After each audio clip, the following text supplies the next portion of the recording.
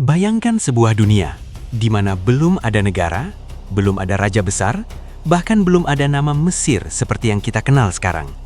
Hanya ada dua wilayah, atas dan bawah. Dua kekuatan, dua identitas, dan satu takdir besar yang belum terwujud. Sekitar 5.000 tahun yang lalu, sebuah perubahan besar mulai terjadi. Periode ini dikenal sebagai awal sejarah Mesir, momen ketika semuanya dimulai. Di masa ini, untuk pertama kalinya, manusia di wilayah Sungai Nil mulai membangun sesuatu yang lebih dari sekedar pemukiman. Mereka mulai membangun peradaban. Awalnya Mesir bukanlah satu negara. Wilayah selatan dikenal sebagai Mesir Hulu. Wilayah utara dikenal sebagai Mesir Hilir. Keduanya berkembang dengan cara mereka sendiri. Tapi, seperti dalam banyak cerita sejarah, dua kekuatan ini tidak bisa terus berdiri terpisah.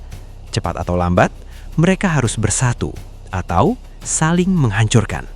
Dan disinilah muncul sosok misterius. Seorang raja yang namanya masih diperdebatkan hingga sekarang.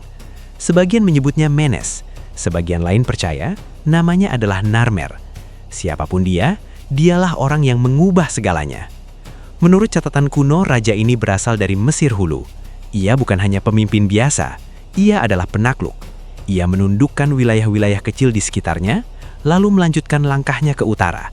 Dan akhirnya, Mesir Hulu dan Mesir Hilir bersatu di bawah satu kekuasaan.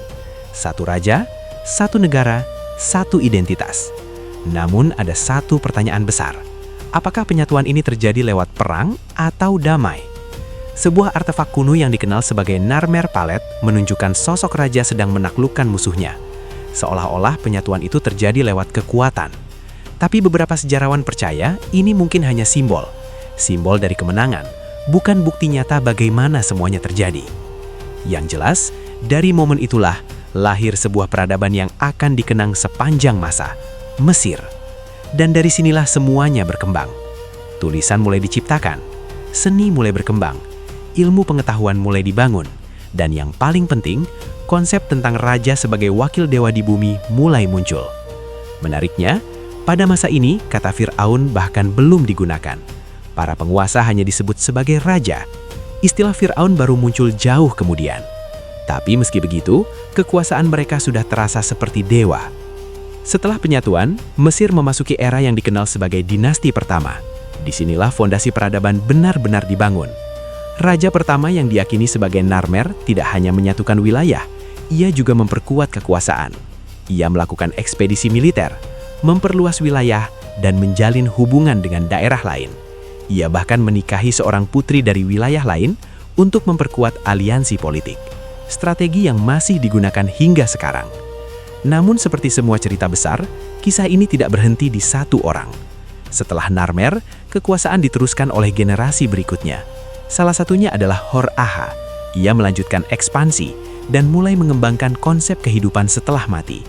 Di masa inilah muncul bangunan awal yang disebut mastaba, cikal bakal piramida. Lalu datang raja-raja berikutnya, Jer, Jet, hingga Den. Dan di antara mereka, ada satu sosok yang sangat menarik. Seorang wanita, namanya Merneith. Dan banyak yang percaya, dia adalah wanita pertama yang pernah memerintah Mesir. Di zaman ketika kekuasaan didominasi pria, dia berdiri di atas semuanya. Sebuah bukti bahwa bahkan di masa kuno, wanita bisa memegang kekuasaan tertinggi. Seiring waktu, Mesir semakin berkembang. Ekonomi stabil, militer kuat, seni dan budaya semakin maju. Dan yang paling penting, konsep persatuan tetap terjaga. Namun, tidak semua berjalan mulus.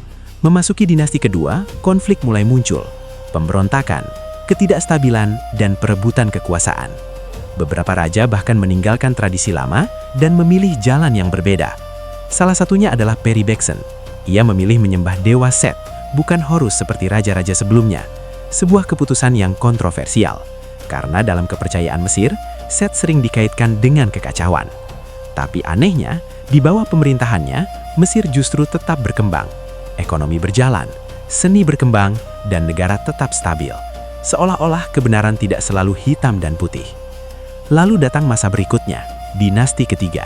Dan disinilah sesuatu yang luar biasa terjadi. Seorang raja bernama Djoser membangun sesuatu yang belum pernah ada sebelumnya. Sebuah struktur raksasa dari batu. Bukan sekedar makam, tapi simbol keabadian. Piramida pertama di dunia. Piramida bertingkat di Saqqara, dibangun oleh seorang arsitek jenius bernama Imhotep. Dan dari sinilah lahir keajaiban-keajaiban Mesir yang kita kenal hari ini. Tapi semua itu tidak akan pernah terjadi kalau Mesir tidak pernah bersatu waktu itu. Karena pada akhirnya, kekuatan Mesir bukan hanya pada piramida, tentara, atau rajanya, tapi pada satu hal sederhana, persatuan. Dari dua wilayah yang terpisah menjadi satu peradaban besar, dari konflik menjadi harmoni, dari awal yang sederhana menjadi legenda dunia. Dan mungkin itu adalah pelajaran terbesar dari sejarah ini, bahwa sesuatu yang besar selalu dimulai dari penyatuan kecil. Sekarang pertanyaannya, kalau Mesir tidak pernah bersatu waktu itu, apakah dunia masih akan mengenal piramida hari ini? Atau semuanya hanya jadi cerita yang hilang di telan waktu?